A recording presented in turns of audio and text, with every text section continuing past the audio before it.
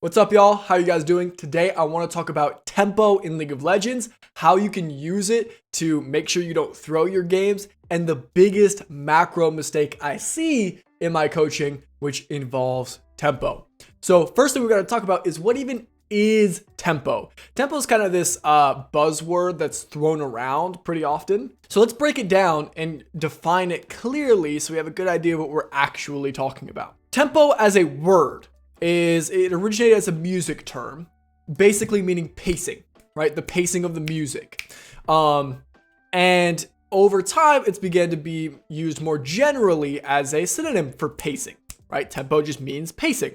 So in League, it's meant to describe the pacing or the tempo of the game, right? Now, again, it's a very broad definition. What does the pacing of a game look like? Very generally, you want to match your speed with how you play, or with your teammates and with your enemies, right? When they're doing something, when they're on beat and they're making something happen, let's say they're going to dragon, you want to also be in a position where you can comfortably go to dragon. Otherwise, you guys are off beat or off tempo. Same thing with your opponent. If your opponent gets to back more than you and do more things and you get stuck going to base at a bad time, that's bad tempo because you're not matching your beats correctly. So basically, the very most basically definition of tempo is just matching pressure, right? Matching pressure at the same time, matching pressure with your teammates and your enemies at the same time. That's what tempo is. Let's go ahead and get into my new favorite way to describe tempo in a game. In my coaching, I've started using arrows, and arrows are super simple. And there's a couple things to them. I like to just show waves and strength to show kind of what's going on. So here I just took a mini map from one of my games, and we can see the bot waves pushed up like this. You can see that in mid lane, I'm pushing up like this, and that they're walking up like this. This means my team is all on beat with these big, strong arrows here, right? And of course, the inverse of that is we're getting pushed in here. So I know with my timer, since these guys are going forward and pushing forward, I have to push with them, right? I have to match these guys' arrows, and I have to stay away from this area because that's all of their territory, right? Now, if you guys have watched some of my other videos, you may recognize that this is actually showing us what our strong side is based off these arrows. This is another way to show where is our strong and our weak side. And that's significant because we don't make plays on our weak side, right? We always make plays on our strong side. So by looking at the arrows and looking at the mini map, we can kind of see that we have to go make a play in this general direction. We can never go here, right? We would never place our vision here. We would never roam up here. We would never do anything here because this is our weak side. We would come make a play here. We would siege this tower. We would siege this tower. We would get vision here. We would set up for this objective. We try to get picks here. And once they start to reset, I would reset with them so that I could start to apply my arrows at the same time as them, right? That's another small tip that you can use to instantly have good tempo is back with your teammates, right? So especially as a mid laner, right? I play mid. I'm constantly watching my jungle. This is the easiest hack to fix your tempo as a mid laner. It's just back when your jungle backs, and then you guys can apply your arrows to the same spots at the same time. So as these guys kind of walk here and we decide that we're done with our play, we're going to reset at the same time, and then we're going to come out of base and put our arrows together somewhere else. Okay, so let's look at another example. So here's an example from the same game. And in this situation, a big fight just happened bottom. A big fight just happened. I think they had 3 people down bottom. One of them died. And you can see my team is backing and recalling. So they have this really strong arrow like this.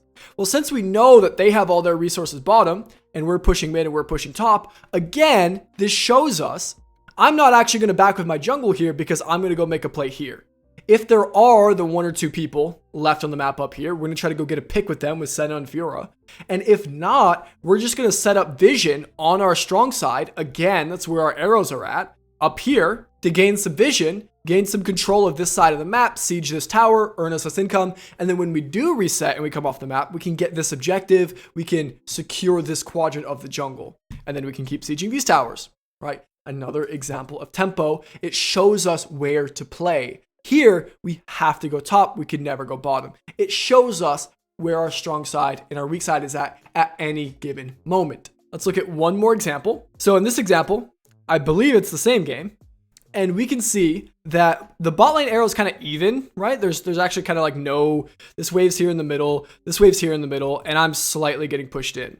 But since all these things are kind of roughly in the middle, Zeri is really overextending here, right? For Zeri to have this space, she would need much stronger arrows, bottom and mid. She would need much more information, much more priority.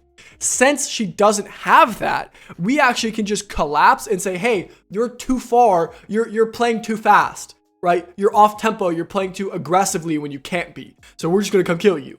And that's exactly what happens here. We collapse. We end up getting like a triple kill or something here because we just have much more access to this. They're too deep for where their tempo allows them to be. If you want to get into this space, you have to first create it through getting this prio first. So arrows are really, really helpful. They're a really easy tip to get a idea of tempo without even understanding the idea that well. You just draw arrows based on where the waves are at. Right here, the waves are in the middle. This one's roughly in the middle. It's coming to me slightly. She's just way overstepping, right? For her to be here, she would need this arrow strong, and then she can kind of buy this space in between, right? But she has no right to be here yet. We collapse on her and she dies.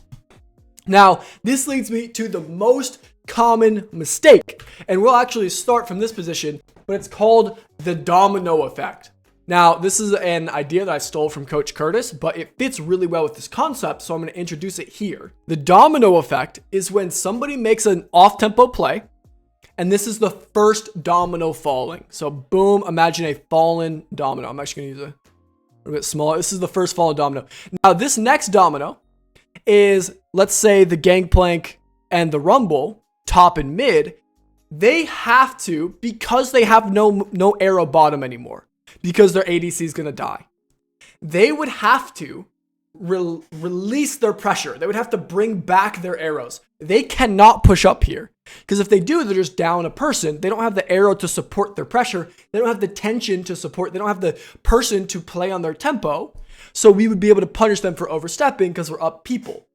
If they did try to play the game and they tried to push up with this person dead, that's the next domino falling. And now we have 2 dominoes fallen. Well, now they're dead. So now the ADC is going to come up. And the third domino is the ADC. Well, the ADC just got out of base. She's been dead for 30 seconds. She wants to go do something.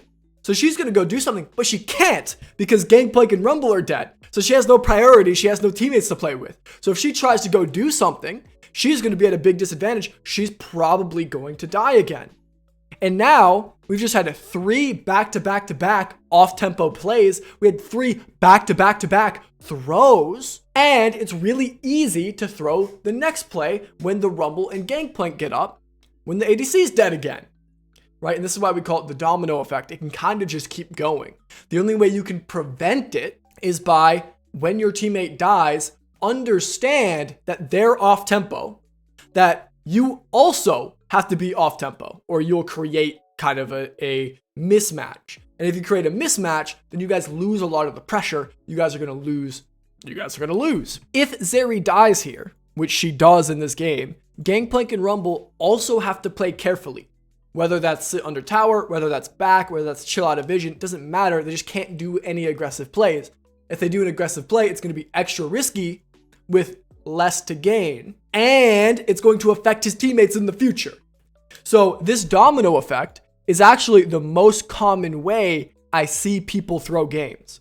Now, this is a screenshot from one of my games where I actually kept the domino effect going and I threw. So you can see, here's the minimap here, and you can see that my jungle and ADC died. And they have some big pressure here. This is kind of even, and I'm trying to push up here. Well, since my teammates died, if I try to make this play up here, if I get killed, when these guys come up, I'm going to be off tempo, so they can't make any plays, right? So I'm doing something risky because I don't know where anybody's at, except, Aatrox, and maybe I knew that they recalled here generally. And if I die, the cost of dying is way higher, because if I die, my teammate's not going to do anything. Where if my teammates were alive and I die here, then they can get other pressure here, but they won't be able to do that because they're dead. They're off tempo. So this is the domino effect. Here's an example of a game I threw because I actually do end up dying here. Their team does like a really sharp flank here, which I was not expecting. I end up dying. Well, then my ADC and jungle can't play.